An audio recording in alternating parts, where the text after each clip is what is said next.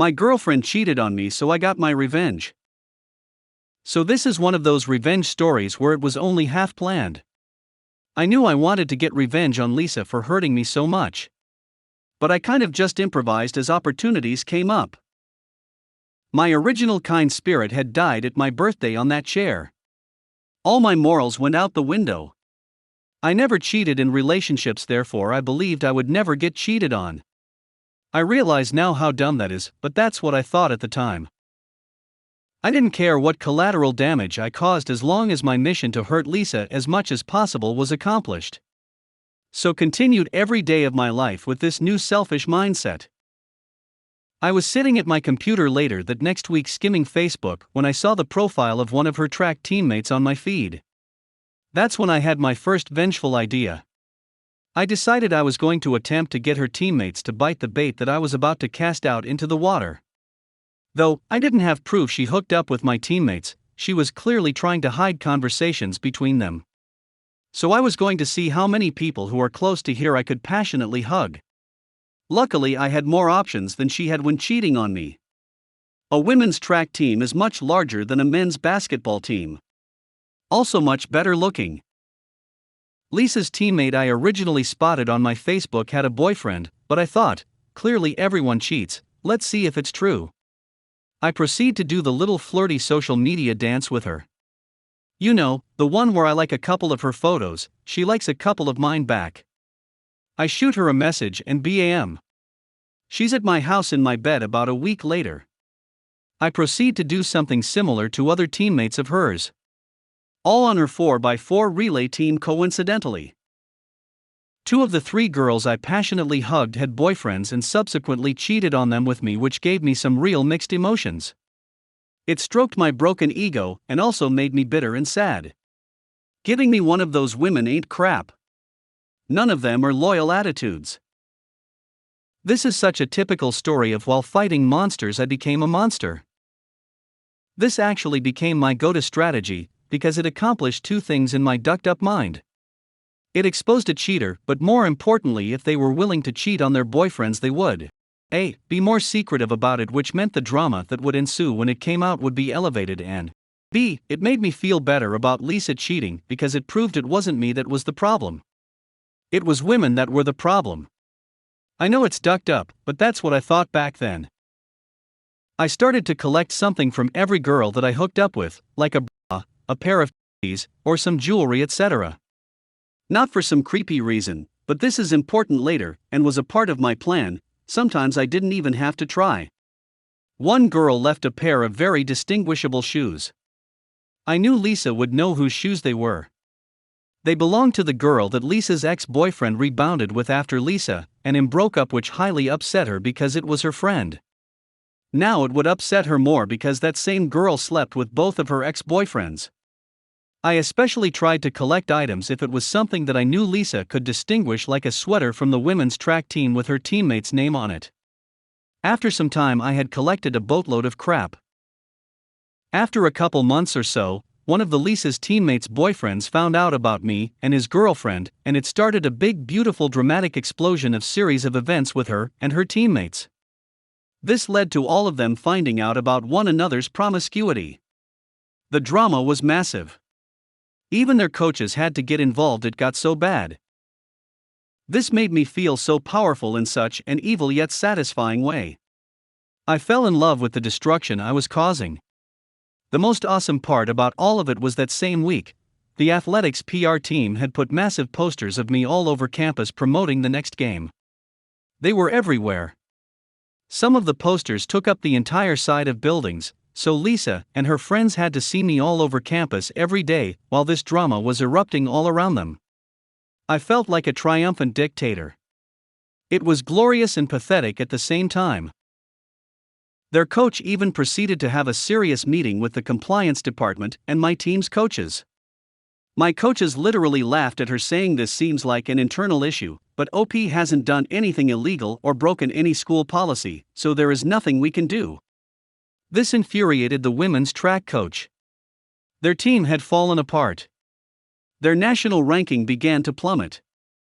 Then Lisa's coach even got in trouble for being caught tearing down some of the smaller posters of me on campus in raging temper tantrum. I loved all of it. I continued to add fuel to the fire, posting photos of me with girls, smiling, being happy every chance I could on Facebook and Instagram. But under it all, I was bitter. I was so deep into my new mindset I had already forgotten the kind-hearted naive kid I used to be. I hated my old self because I let some girl emasculate me. I was so full of self-pity looking back it's depressing. No one really knew though because I played the cool guy attitude in front of people. There was even a girl on campus on one of the sports teams who claimed that she was pregnant with my kid after I pretended to like her the same way I did with all of the other girls on Lisa's team, and soon as we passionately hugged I moved on. It's a long story, but it turned out she wasn't pregnant, but the news or press that came from that further dug the knife deeper into Lisa's side. I left a trail of women I deceived and relationships I destroyed. I feel bad now, but at the time I didn't care, because they were equally at fault in my eyes since they were cheating on their boyfriends or sleeping with their friend's ex. Quickly, girls became weary of me. Plus I was running out of potential targets. I was an awful human being then the way I was thinking, and I was going after girls that weren't even friends or on the track team with Lisa, but were just around her in daily life. For example, her classmates, and as well as her own family. I even flirted with her sister who was married with a kid, and I almost succeeded. She was down, but her and Lisa's dad found out about it and stepped in and put a stop at all before we could do anything. Her sister was ostracized as the news spread within the family. I wanted Lisa to know I was everywhere and constantly remind her how she ducked up. In my eyes this was all her fault, and she unleashed this fury of chaos upon herself. She should never have ducked with me like that. Lisa had to take an extended medical leave because of her depression and mental health issues she was experiencing from the whole situation.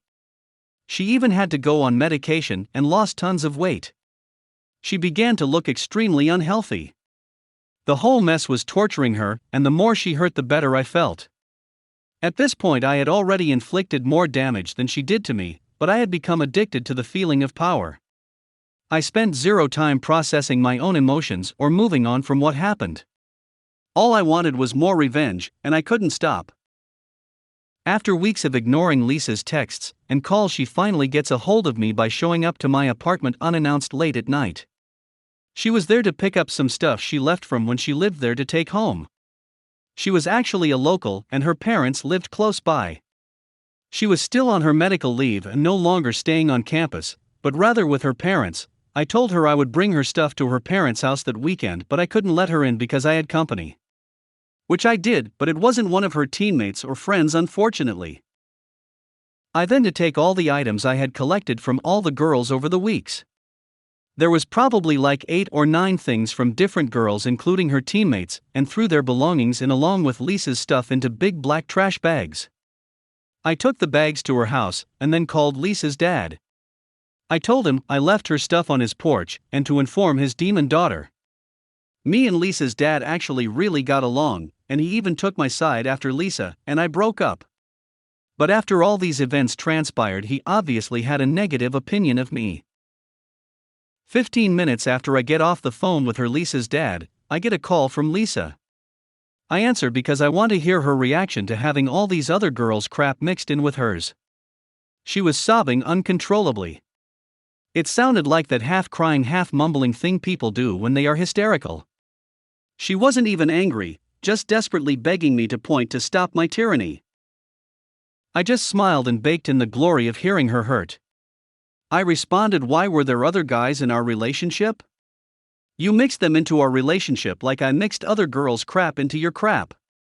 It's perfect little ironic metaphor." I thought it sounded cool at the time and was real proud of myself. Facepalm. I later found out from one of Lisa's friends, who knew she was cheating on me during our relationship, that Lisa was convinced I was the one cheating on her because I was always out of town. This doesn't make sense since I was out of town because of basketball, a very legit excuse. Not just randomly on my own accord. You could literally see my schedule on the school's website. I kept in contact with her constantly when I was gone, but obviously when I had practice or team meetings I couldn't be on my phone. But she didn't have the logic in her brain to figure this out, I guess. I assume it's just an excuse she made to protect her insecurities about the whole fiasco or to keep face with people who knew she was cheating. Months go by. Lisa comes back to school from her medical leave, and we bump into each other at the physical therapy center in our athlete facility building. I see this as yet another opportunity. It had been a while since I did something that hurt her, and I was still hungry for more vengeance. I proceed to pretend like I want to rekindle things with her. She is cautious at first, but eventually bites after about a week. We start to mend our relationship. We proceed for about a month, but I wouldn't call this a relationship. I forbid her to have any male friends, nor is she allowed to go out and party with her girlfriends. I also need full access to all her accounts and her location at all times. It was more like a hostage situation. It gave me a sense of control. Meanwhile, I'm not being faithful at all. This was my plan all along. Finally, she finds out about me sleeping with a girl in one of her classes, and we have a nasty breakup. I told her that she literally knows what it felt like to be me when we last dated. Yet again, I felt triumphant. It was just another chance to hurt her, and I did. After this, we don't speak for years. I graduate university and move to Central America. She messages me while I'm there about a year after I moved and about 2 years after we last spoke. At this point, my life has become that of a real degenerate. I was doing copious amounts of pills on a daily basis, and about 75% of my life was involved in some sort of illegal or nefarious activities. But I still blame her for me becoming the dark soul that I was and taking no responsibility for bitter immoral nature. I hadn't had another relationship since her and always had trouble because I couldn't trust a woman in any capacity anymore. Even after years had passed, I saw this instance of her messaging me as yet another opportunity to hurt her. We begin to talk as friends and even getting flirty with each other over Facebook Messenger. Mind you, there is literally many countries, states, and an ocean between us at this point. I was planning a trip back to my old university to visit some friends. However, I told her was different. I explained to her I was moving back to the city for a new job I was just offered. We decide to meet up when I get back and see if there is anything worth saving between us. I had put on my best acting hat and try to seem like I've put our past behind us. However, I'm just as vengeful now as I was years ago. She's finishing up her last year at university, and I make the trip back to the USA. I meet Lisa at a coffee shop when I arrive. We spend the entire night together. From her point of view, it really looks like we had moved past our differences, and what happened? We could actually work things out. However, I'm not moving back, obviously, like I told her. I am only stay 2 nights. She doesn't know this. After hooking up a few times and spending 2 days together, without mentioning anything to her about me leaving, I pack my things and get back on a plane back to Central America. I blocked her on all my social media and communication outlets. This time I could only fantasize about what happened to her when I disappeared after she thought I had moved back and supposedly was ready to give our relationship another try. This time, however, it wasn't as satisfying as my previous plots of revenge. My pills habit and lifestyle only got worse every year. 3 years later, I was hospitalized and almost died because of my extended pills use. I was never sober a full 24 hours after that day that went through that period calendar. Looking back, as much pain as I might have caused her with my vengeful life, my new identity that consumed my old one was so tainted with a dark spirit at heart. I think I honestly did more harm to myself with my actions, and led me to down the road where I had no morals anymore. Though I spent the entirety of this story telling everyone of how I kept getting revenge at my ex for cheating on me, as satisfying as it was, I wish I would have spent an equal amount of energy healing myself from the incident. If anyone reading this is experiencing the pain that comes with cheating, a good revenge story can bring you some satisfaction, but I hope you don't make the same mistake I did. Rather spend more time healing yourself from the hurt and moving past it. The revenge won't heal you. It will be a separate journey, but could distract you from putting yourself back together. Luckily, I got sober and am sober now 4+ years. I even had another girlfriend of 2 years cheat on me before I got sober, but this time, I didn't take revenge. I spent my time healing. I changed and only focused on myself, and that was way more satisfying than the revenge I got on Lisa for cheating on me. Now I'm married almost 2 years to a woman who is sober, and man, do I have a good life. I have a dream job and a dream marriage. Thank you everyone who read this. Sorry if it wasn't well written. I never write like this, but I have never told the full story in detail before, and I got a lot out of writing it. Mostly what I hope to get from this is to share my experiences doing horrible things, but feeling an immense satisfying feel from it where it's almost addictive. And morphing from generally a good person to a relatively dark evil one. Obviously, people have dark moments, but I feel like my personality and psyche has never been the same since that experience. My wife was cheating on me while I was treating.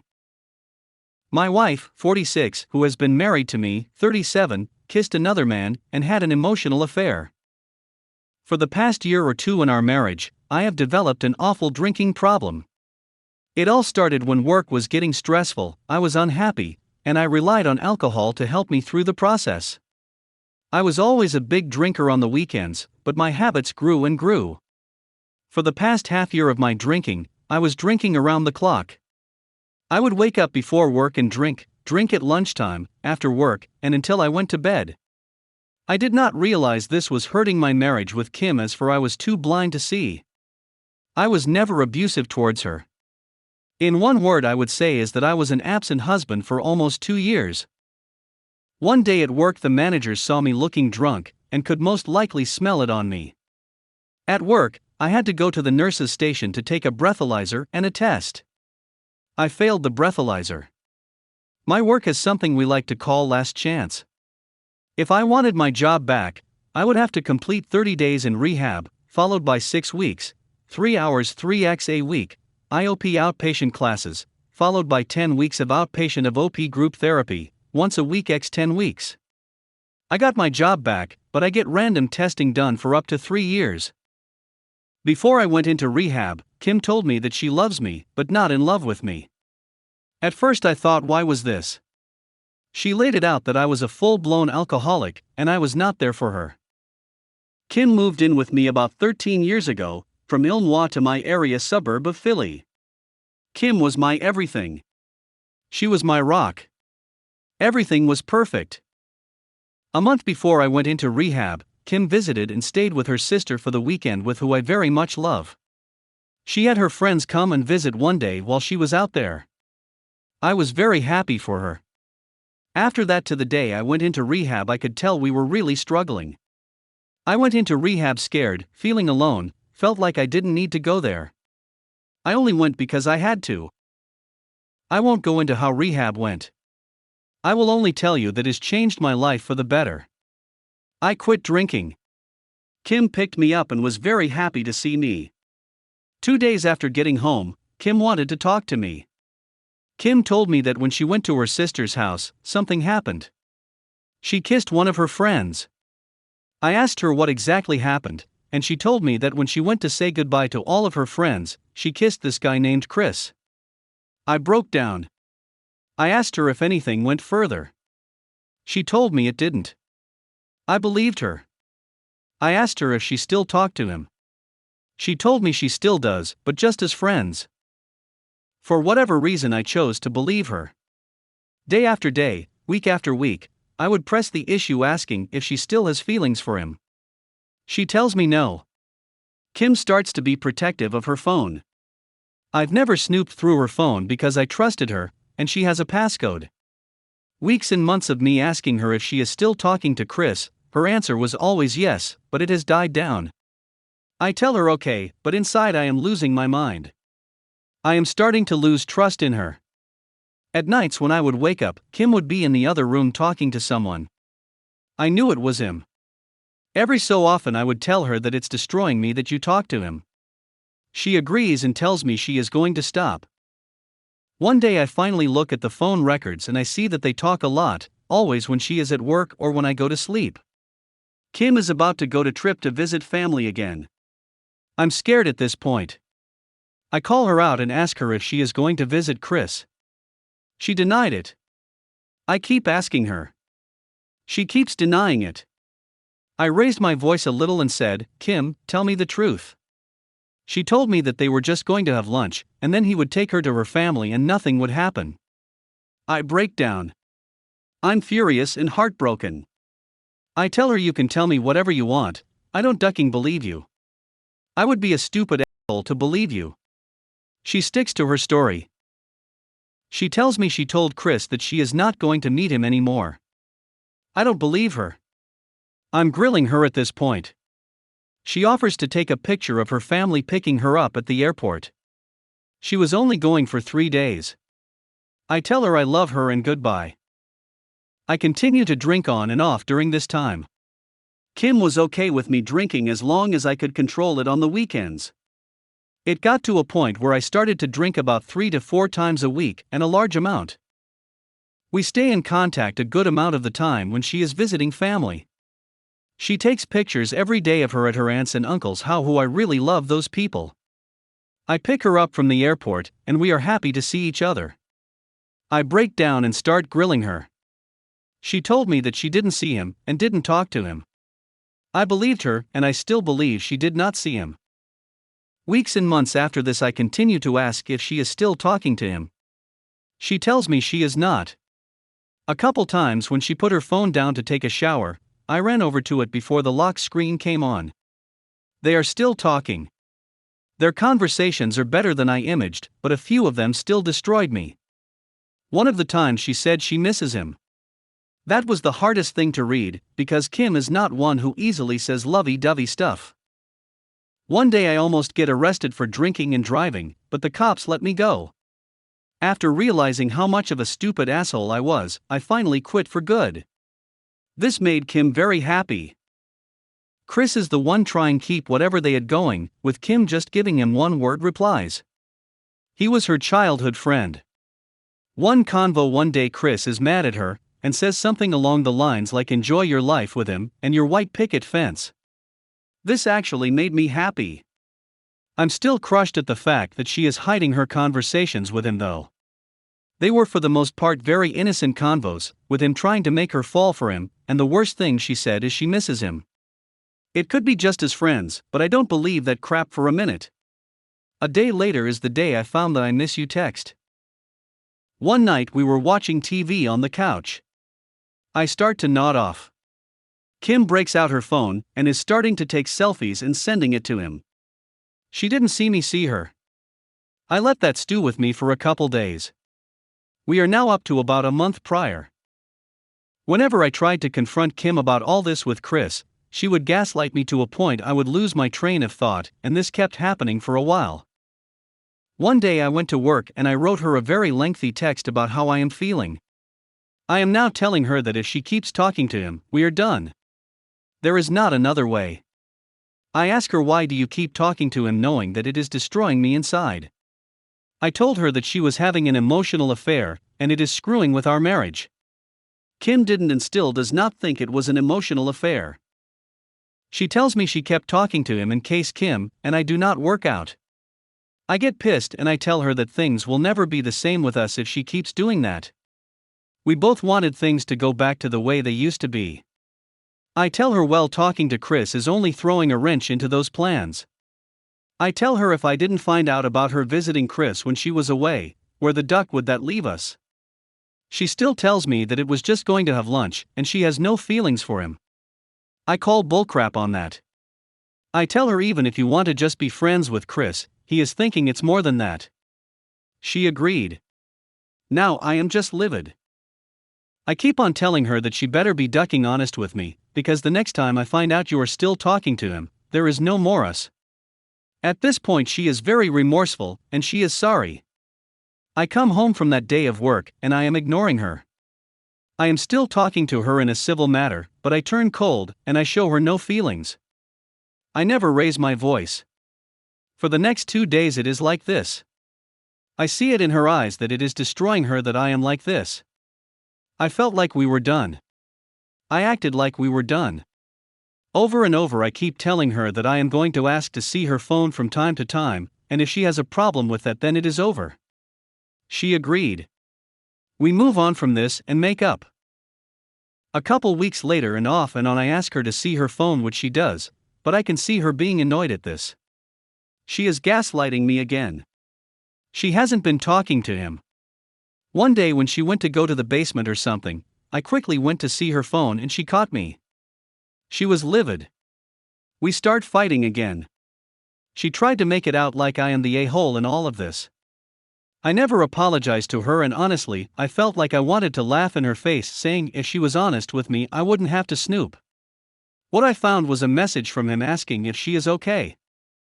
We eventually make up. I show her I am not and will never be sorry for snooping on her phone. During this whole time, I explained to her how sorry I am that I was absent for almost 2 years with a drinking problem. I understand that emotions ran high with Chris, and she eventually kissed him. I tell her I do not understand that you kept ducking lying to me about keeping in contact with him. Things are better now, but I still don't trust her. Trust to anyone is one of the most important things. It is something that takes so long to build and can be ruined in a flash like it did with us. For the past couple of weeks it has been the best couple of weeks as far as I can remember. I realized the pain I caused her, and how she needed someone to pay attention to her and confide in because I was absent. She says she is wrong for lying to me off and on about talking to him. I really wish I could trust her again. That is what hurts the most. Before all this, Kim was the perfect wife. I couldn't and still couldn't imagine life without her. She told me part of the reason why she talked to him is that in case we didn't work out, she wouldn't be alone. I tell her again that the way she kept talking to him, it would only hurt us more and she would build more to Chris. I tell her the water grows wherever you water it. Taking time to spend with him and not confiding in me is destroying the relationship. We are on very good terms now, but the trust is not there. I know it's going to take a long time, but this woman is everything to me. She is a good woman who got caught up in an emotional affair because I was an alcoholic and a bad husband. I understand we both have some fault in this. We are working on this. Again, I just wish tomorrow I could wake up and have no worry about her and Chris. Whenever I would bring him up, she brings up my drinking, probably like it's even Stevens. Maybe it is, but I tell her I stopped lying and hiding my drinking. You haven't stopped talking to him before this past month. Not a day goes by do I regret being a bad husband to her. Not a day goes by where I don't get steamed about what she did to me. I wish all of this never happened, but we are both willing to put in work to get past this. I'm sure I left out some crap, but this is long enough. I do drink a little with her on weekends that she is very comfortable with. I no longer have that urge to get wasted as I remind myself how I ruined everything. Thanks for reading.